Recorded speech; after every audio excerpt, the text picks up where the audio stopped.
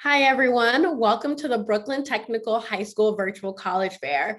Thank you so much for joining us. We are really excited you are here. Before we get started, we do have a few housekeeping items to note.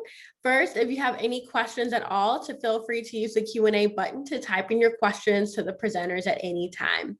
They are here ready and available to answer your questions. Your camera and microphone are off. You are muted and your video is off. The panelists can't see or hear you. And lastly, this session is being recorded and will be available at strivescan.com/Brooklyn Tech. We are currently in session C5, where my mouse is circling at the moment. And this is also the same order of presentations. So without further ado, I'll get out of the way and kick it off to our first representative from the University of Rochester. Hello, let me just start my, I'll just wait for me. Excellent. Hopefully everybody can see my screen okay. Hi folks, my name is Erica Padilla. My pronouns are she, her, hers. I'm the Regional Associate Director for the New York Metro area for Rochester. That means I work with students that are coming from all 5 boroughs. So I'm your admissions counselor at Rochester. To kind of kick things off, Rochester is in the city of Rochester, which is on the ancestral lands actually of the Seneca people. It's about 6 hours from New York City. Or 35-40 minute sort of shuttle flight from JFK Airport. The Rochester Airport's actually really convenient. It's like 10 minutes from campus, so really accessible. And we're located in an area of Western New York that's known as the Finger Lakes region of the state. This is a picture of the River Campus. I usually describe the River Campus as being like our hub or the heartbeat of the University of Rochester, and that's because it's home to the College of Arts, Sciences, and Engineering, which is basically all of our undergraduate programs, except for the ones that are offered by Eastman, which is our School of Music that's in downtown Rochester. But on the River Campus, you'll also find our graduate schools of engineering, business, education, several of which we've partnered with to be able to offer direct admission for graduate studies, so for a bachelor's and master's combined program. Across the street, really not visible in this picture, is the University of Rochester Medical Center, and also our School of Medicine, which we've also partnered with to be able to offer direct admission for a 4+4 program. So on the River Campus, we have about 5,500 undergraduate students, most of whom live on campus because about 90% of our students live on campus. I think a big part of that is really students love access to community and the spirit of community that exists on campus. Rochester also happens to be one of the largest employers in our area because of the healthcare network that's connected to the hospital, all the various research institutes that are part of the university. So all of those are also wonderful resources for students to get hands-on experiences. Usually when I see you in person, which I'm hoping to be super soon at a college fair in person, the question that I get asked most often is how to describe a Rochester student. It's a really difficult question to answer because I feel like our students are literally coming from all different walks of lives and backgrounds. About roughly a quarter of our students are international. We represent 140 countries and all states across the union. And about a quarter of our students are actually the first in their families to go to college. So our organizations are a really wonderful representation of just all those variety of backgrounds and identities. There are a couple things that I think tend to really bring our community together. One is that our students are incredibly academically curious. There's a real genuine love of learning. And then the second is at Rochester, we live by our institutional motto, Meliora, which is Latin for ever better. And the idea of being ever better is that all we do is constantly working on improving ourselves, lifting each other up as a community, but also always working towards the betterment of mankind. And so being ever better and working towards improving yourself is also giving students latitude to be the kind of learners that they want to be. So at Rochester, we don't have a traditional curriculum, so there's no such thing as general education requirements or core classes. We have actually an open curriculum, so students can choose whatever they want to study. So if you're really passionate about business, if you've always been excited about trying psychology, if you love to dance, you're actually able to take those classes from the moment that you arrive as a first-year student on campus. That means that you have a lot of space to really explore and get to know a lot more about yourself along the way. It also means that every single class that you're in is literally filled with students that have made the very same intentional choice to be in that class with you. So the dynamic of the classroom tends to be pretty active. There's a lot of open conversation happening that kind of spills out into life outside of the classroom. Even though it is an open curriculum, I know it can be really stressful to think about having so many options. We have the anomaly of being one of the smallest research universities in the country with just 5,500 students. So we have a 10-to-1 student to faculty ratio. You have a whole network of people on campus working with you to make sure that you're successful and to help you make a lot of those choices. You don't have to worry about making those big decisions entirely on your own. I'm really proud of the fact that almost 100% of our students will do at least one internship. Many will do more than that. And because of the flexibility of curriculum, a lot of students actually graduate having double majored, and sometimes students will triple major. We're still at heart a research university. What's unique is that most of our undergraduate students will be involved in research at Rochester. It's about 80% of our student body. And research is not just happening in the natural sciences. It's also happening across the spectrum in areas like the social sciences and the fine arts and humanities. There's always room to explore and to innovate. And we want our students to also feel like they're empowered to do so. So we also offer undergraduate research grants for students to actually fund their own original work. You have the ability to also be published. Our undergraduate research journal is a wonderful resource for our students as well. So on your screen right now, you're actually seeing our application cycles and our deadlines.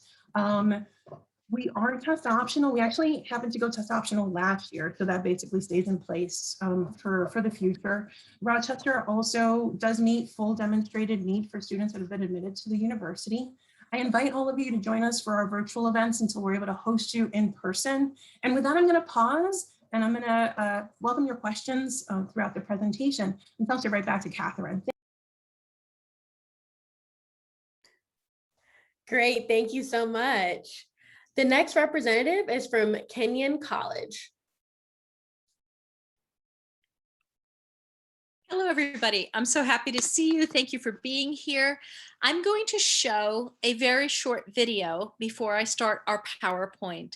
The reason I'm using these visuals is because there is something kind of extraordinary about the place, about where Kenyon is.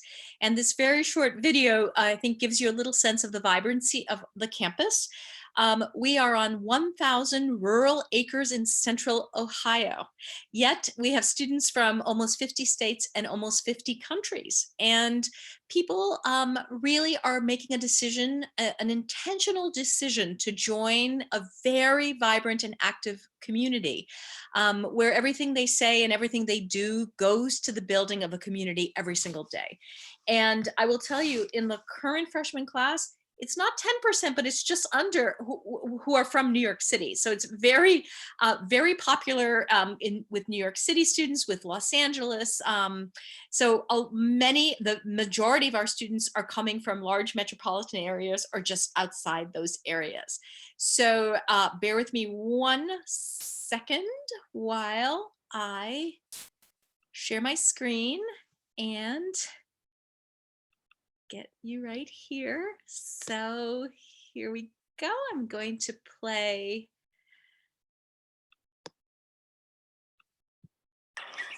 It's called We Make the Noise.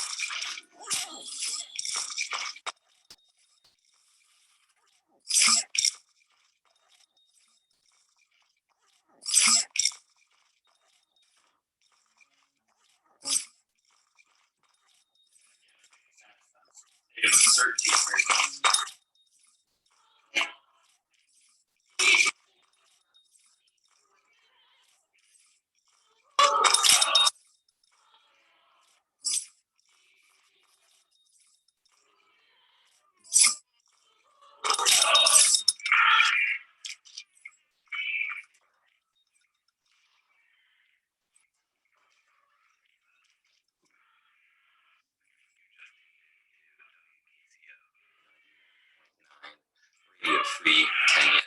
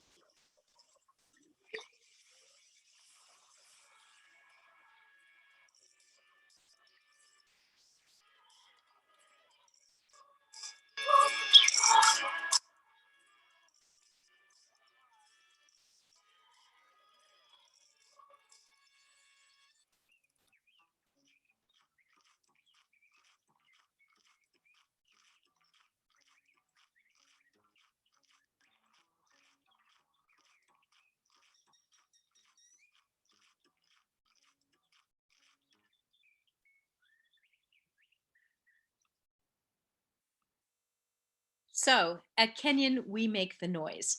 That is really in reference to the fact that life on campus is centered on campus.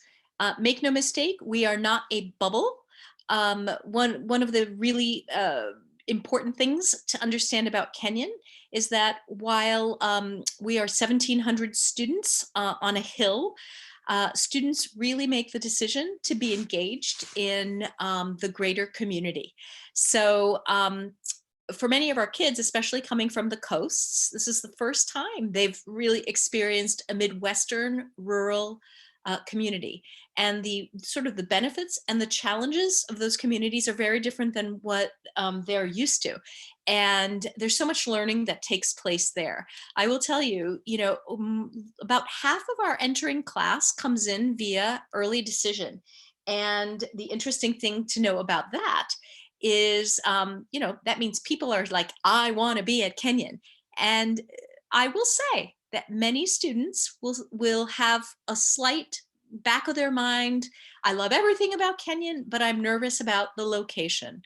And then they get there and you ask seniors on their way out, so what about the location? And they would say, do not move us 1 inch to the left or to the right. We are exactly where we are because who we are because of where we are. So so back to the academic realm of Kenyon. So that's why people choose to come. They want to have a 10-to-1 student to faculty ratio, an average class size of 15. You will hear numbers like that at a lot of small liberal arts colleges like ours. What you won't hear, though, is that many at other places, many of the introductory classes are very large. You might have an intro bio or psych of 100 people, and that just doesn't exist at Kenyon. So for a very intimate learning environment, pure liberal arts, please take a look at Kenyon. I'll share some links in the chat. Thank you. Thank you. Just a friendly reminder that if you have any questions at all, to feel free to submit those through the Q&A. Our representatives are here ready and available to answer any questions you have. And if you have a specific question, to also note the school name. The next representative is from Worcester Polytechnic Institute. Thank you, Catherine. All right, everyone, I'm going to share my screen. I hope everyone can see it.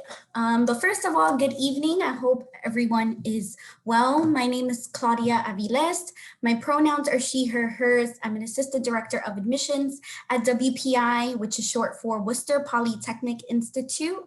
I am also the admissions representative for New York City, so the 5 boroughs. I will be your admissions counselor.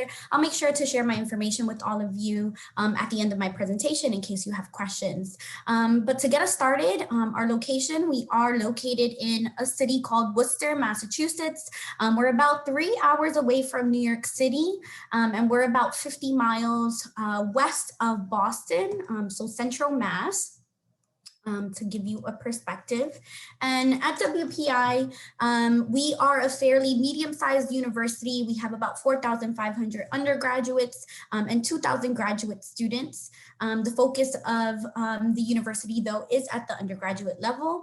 We are a project-based institution, and we're also STEM focused. So we have a little over 50 different degree programs, the most popular of which is engineering. We have 12 different flavors for you to try. We also have a computer science program that's currently the second most popular program on campus. And then we have a number of students who will major in the science and math field. So majors like biochemistry, physics, math. These are options for our students as well. Something for you to note is that each year we have about 20% of our incoming class who enroll as undecided. They may know that they want to do something STEM related, but don't know exactly what that is yet. That's okay. Know that when we're making our decision to admit students, we're admitting you based on the belief that you'd find success in any one of the STEM programs available. So you have that freedom and flexibility to try out different areas of interest your first year on campus. We do also offer the opportunity for students to double major and minor. We also have some students who will complete a bachelor's and master's in 4 or 5 years. That is very challenging and it might not be for everyone, but there are students who do accomplish that. And with planning ahead of time, it is feasible.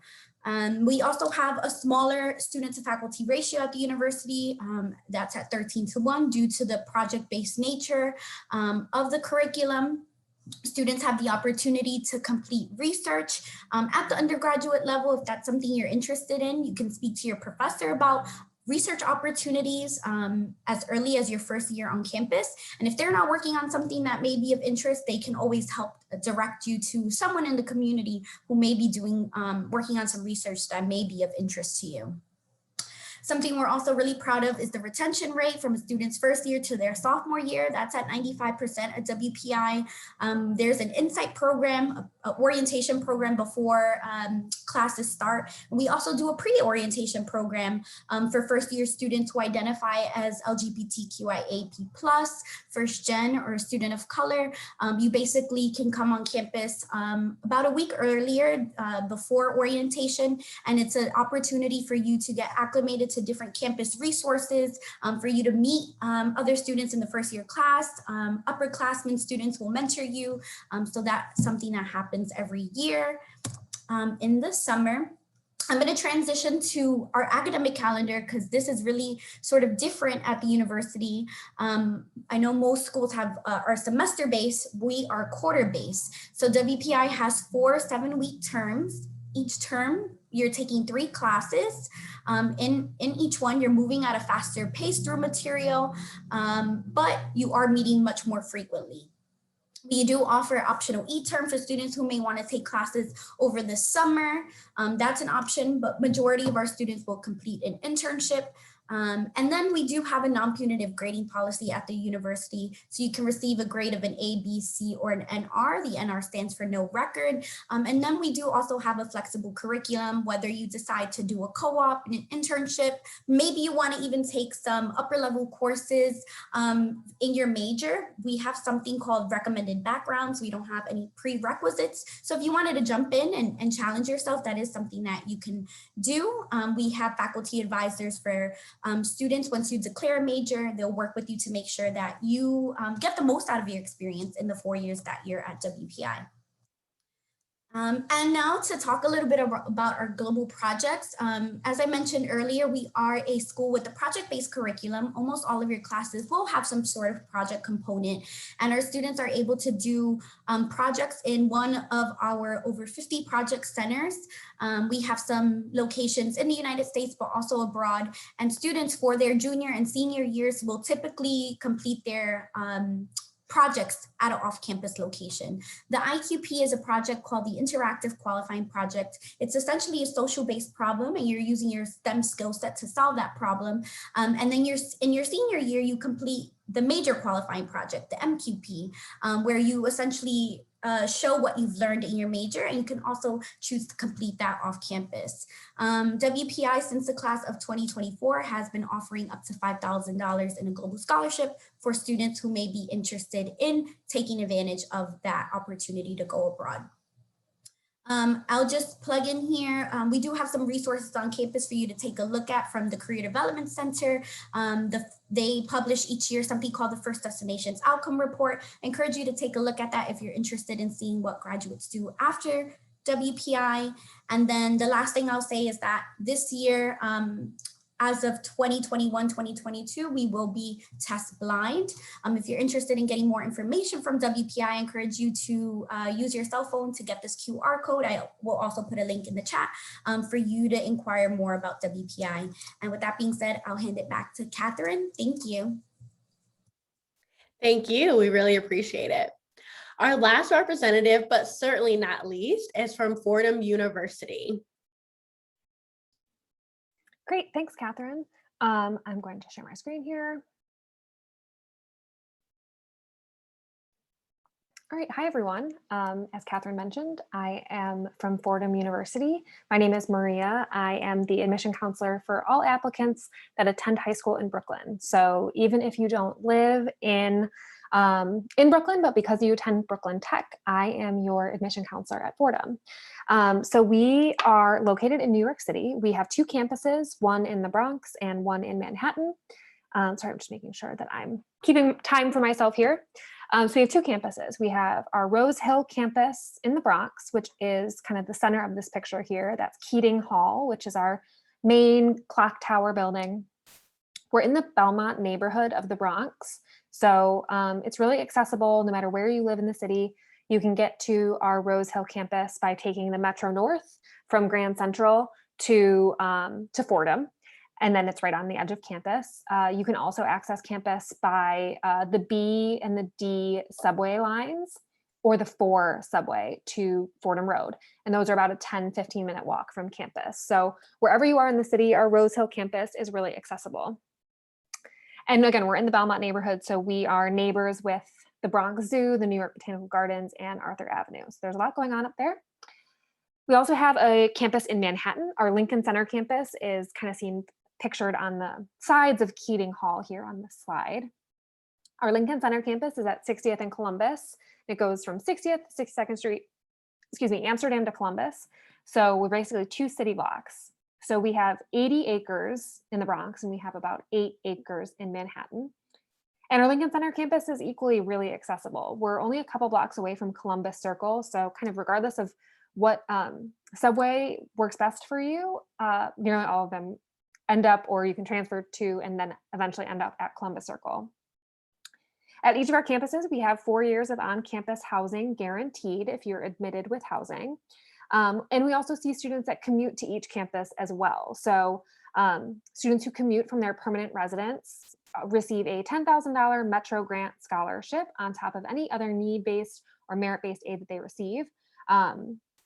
So commuting is a great option. We also have a commuter student association. So there's a ton of great ways for students who are not living on campus to still be really actively engaged as members of the Fordham community. And that additional commuter scholarship, that $10,000 Metro Grant, is a great incentive to consider Fordham as a great local option if you're seeking that.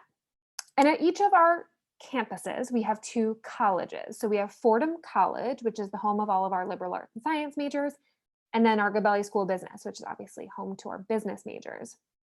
So you can take classes at both campuses and in both colleges, though one campus and one college will be your primary home for your undergraduate years at Fordham. And when you apply to Fordham, which I'll touch on in a little bit, when you apply, you do select a college and a campus, and if you would like to live on campus. So all of that is kind of up to you to decide at the time of application. We have a shuttle that goes from one campus to the other. So again, you can take classes at both campuses, and we do have an inter-campus shuttle. We have about 9,000 undergraduate students. So we're a mid-sized institution. There's a lot of ways that going to school at Fordham can feel a lot smaller than 9,000. So our Rose Hill campus has about 6,000 students. So it's probably kind of the size that you're most familiar with at Brooklyn Tech. And our Lincoln Center campus has about 3,000 students. So depending on the campus that you're at, Fordham can feel a lot smaller than the 9,000 students kind of makes it seem like it is. Then obviously there are different groups within the different colleges, of Fordham College or the School of Business. So again, it can feel like a much smaller community. Our average class size is about 25 students. So there's still a lot of great opportunities for small classroom environments, engaging with your classmates, your professors, all of that. So we have a lot going on campus, regardless of if you live on campus or which campus you attend. We have over 150 student clubs and organizations. We also have Division I sports. We also have club sports, intramurals, tons of ways to get involved, on-campus research opportunities, internship opportunities. Regardless of really what it is that you want to study or pursue beyond graduation, you can explore that alongside your curriculum at Fordham, on our campuses, and in New York City. We also have a number of study abroad opportunities that are really popular for our students. We have our own sites in London, in Grenada, Spain, and in Pretoria, South Africa. Those are definitely our most popular programs because they're Fordham specific. But we have a number of other partnerships with institutions like Fordham that welcome students abroad. So it's most common, again, that they go to London, Grenada, or Pretoria. And it's most common that they go for a semester in their junior year. So we're looking forward to restarting all of our study abroad and international learning opportunities as soon as it's safe to do so. I touched a little bit on the application process. So again, you do choose a college, Fordham College or the Gabelli School of Business. And you also choose a campus, Rose Hill in the Bronx and Lincoln Center in Manhattan. And then you can apply to Fordham using the Common App. So commonapp.org is the only way that we receive and review applications. And we have a number of different deadlines for students. So we have early action and early decision. We have regular decision. And we are also, we do not require testing. So you do not need to submit the SAT or ACT to be considered for admission or for scholarship consideration. Students are automatically considered for all merit-based aid opportunities, testing or no testing, and they need to submit the FAFSA for need-based aid consideration. We also have an HEOP program, so you can indicate on the Common App if that's something that you are interested in.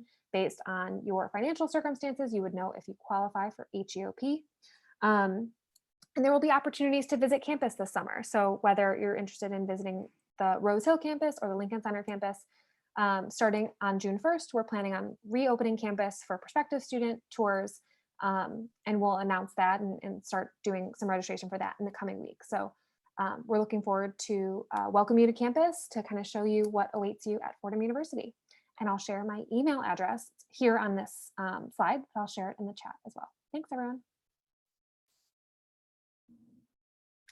Awesome. Thank you. All great information shared from all our representatives.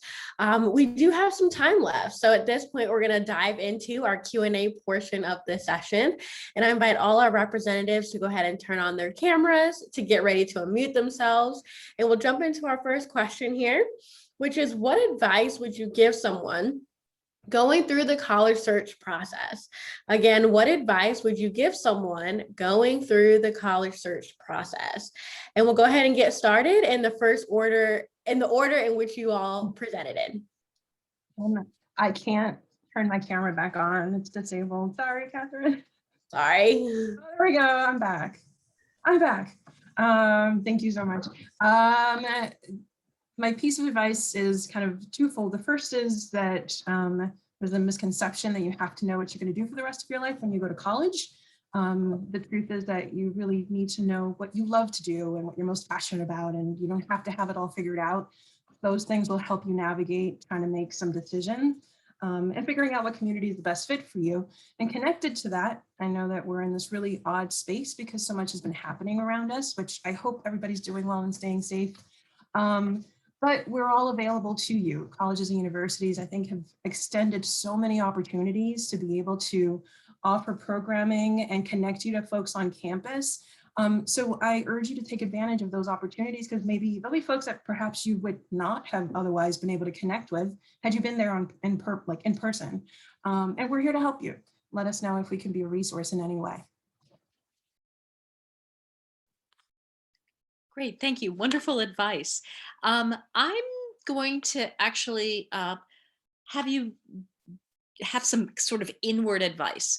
You are in April of your junior year, and the work of the college process is really, the foundation should be built on some interior work. So this is a really, really wonderful time to do a very honest and authentic self-inventory about the things that you need to thrive. So think about whether you want to be in a collaborative learning environment or a competitive learning environment. There's nothing wrong with either. There's a continuum with two ends, right? And they have nothing to do with the rigor or the level of academics at an institution. These are cultural questions. Do you want to be in a place where, do you do better when people are like, how'd you do? What'd you get? Or does that stress you out? Good question to ask yourself. It's more than just city or country, big or small. It's the stuff that's inside. So think about the ways you thrive, who you need to be around. Think about the things that make you happy. And share those things with your wonderful college counselors, and they'll help you build a list of schools that will deliver those to you. Yeah, I think Terry and Erica have both shared some great advice. I will kind of build off what Erica was saying in terms of the times that we're living in. I know a lot of colleges are doing a lot to meet students where they are, and there's a lot of virtual programming that's happening that I don't think we have seen before. So definitely take advantage of those opportunities if you're not able to visit physically different campuses. So take advantage of that, but know that also you have a right to information, and I hope that you feel empowered to ask for information as well. We're your admissions officers. We will work with you to connect you to anybody you may want to talk to on campus, whether that be students, whether that be other staff members or faculty members. I remember thinking that my admissions officer or professors at a university were too busy, and I didn't feel the most comfortable when I was in my college search asking for information. And so I hope that you all feel empowered to ask for information and get any of your questions answered, because there's no silly question, and we're here to help you. That's our job. And so I hope that you take advantage of that. Yeah, I think all of this is definitely such great advice for where you all are in your college search process. I think what I like to remind students of is that I think there's a lot of reasons why a college is on your list at this stage in your college search process.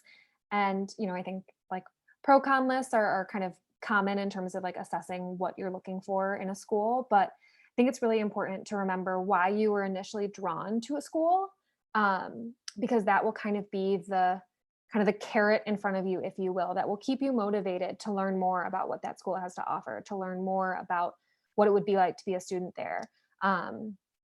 In thinking about Fordham, we have our two campuses, and I always tell students that if you're drawn to Fordham for our two campuses, then once you're at Fordham, take advantage of the fact that we have two campuses.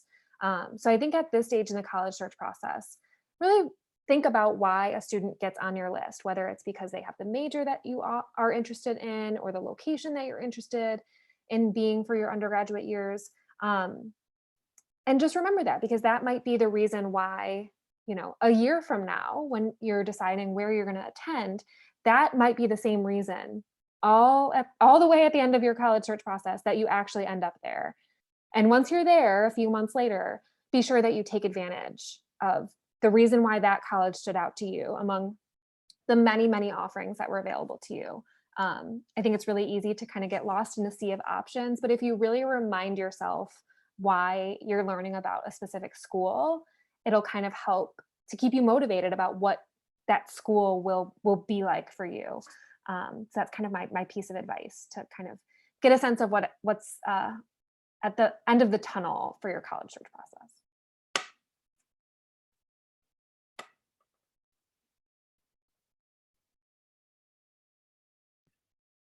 Awesome. All great advice.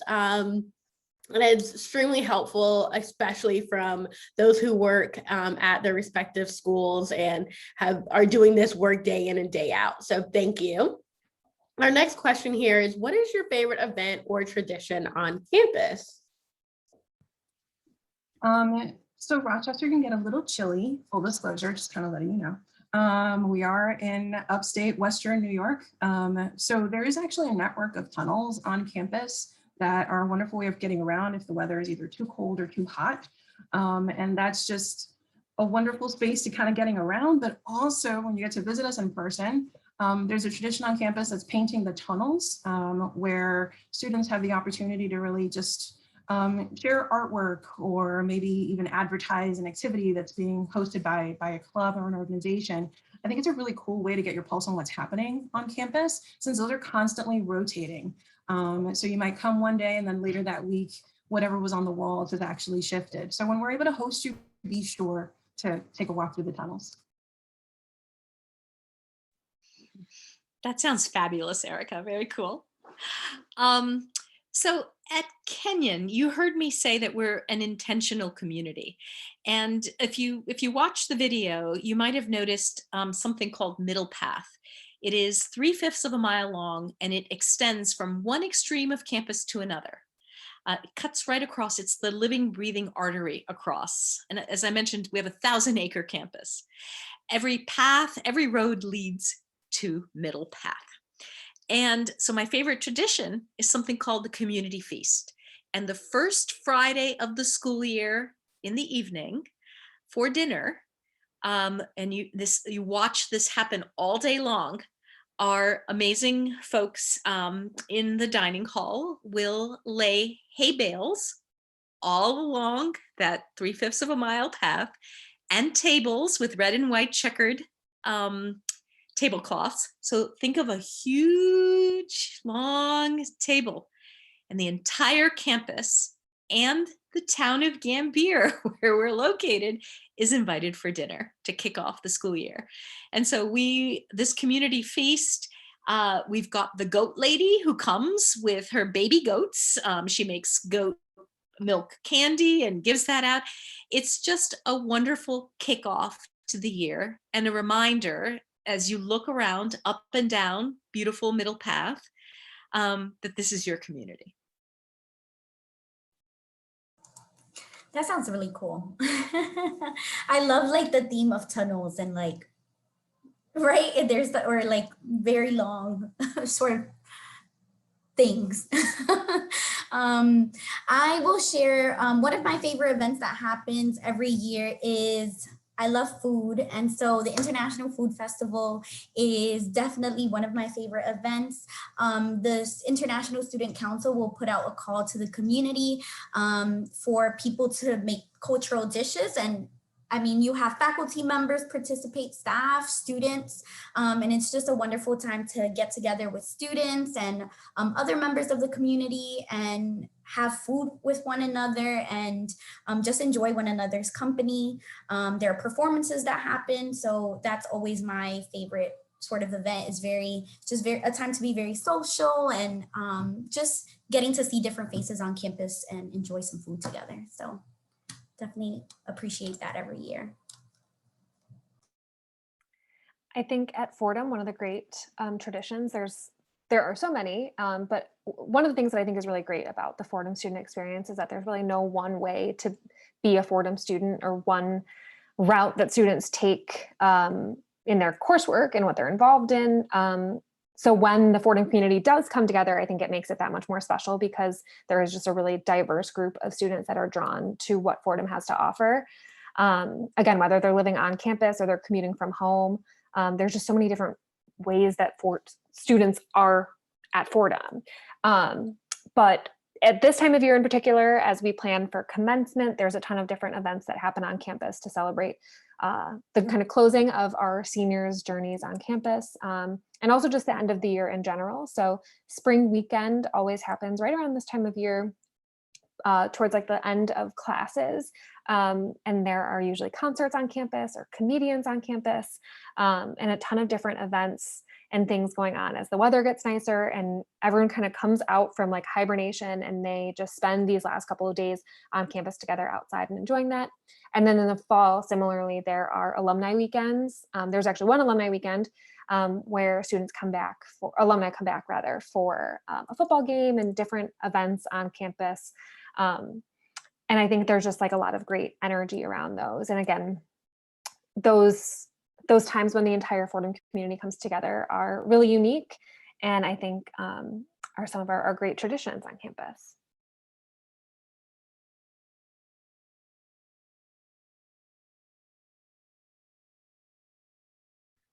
Awesome. So fun. Love hearing about the favorite events and traditions on campus. Always a good time. And I see, as mentioned, there's a great common theme. And I definitely think one of those is that camaraderie and that sense of family and uniqueness on each campus. So thank you all for sharing. We're going to try to see if we can squeeze in one more question here before we close. So we'll try to make this one brief. But the last question here is, give an interesting or fun fact about your school. Oh, I've been toying with this one because I don't know. There are a couple. One is when you visit us, and this is more about the city of Rochester, you must try a garbage plate.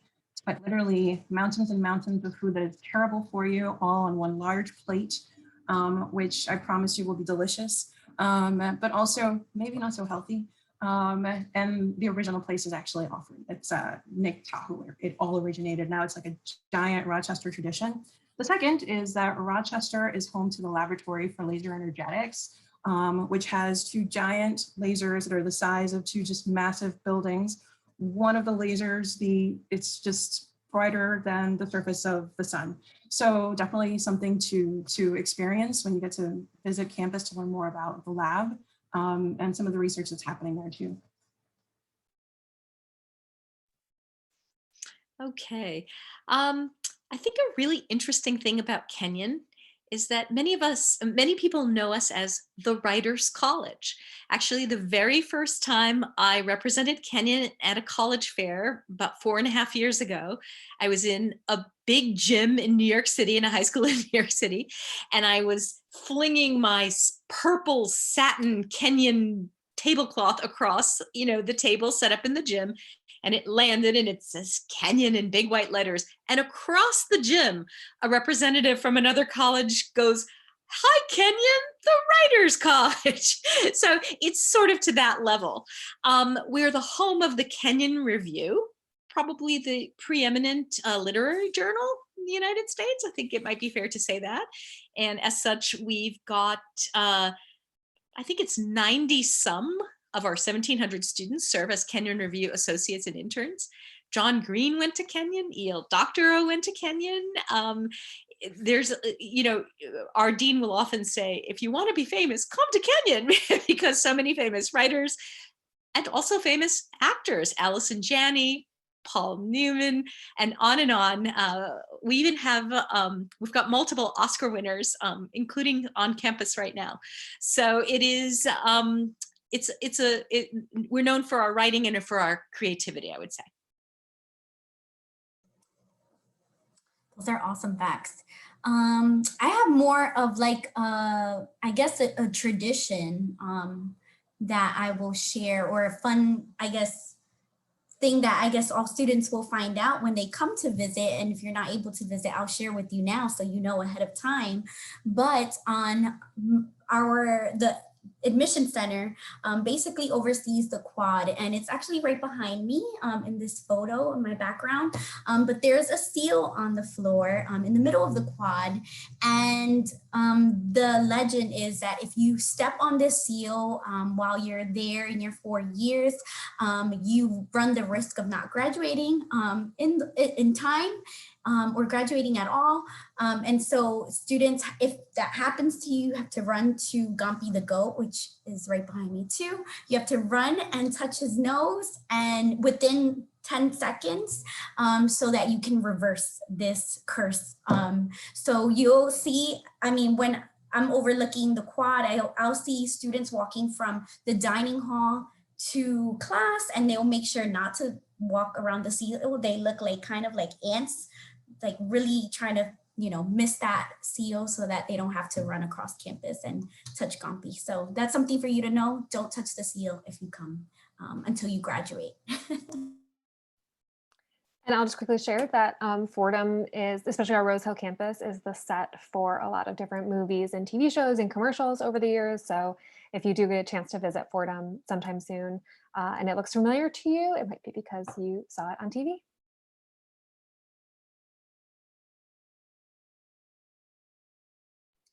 And that's a great way to end.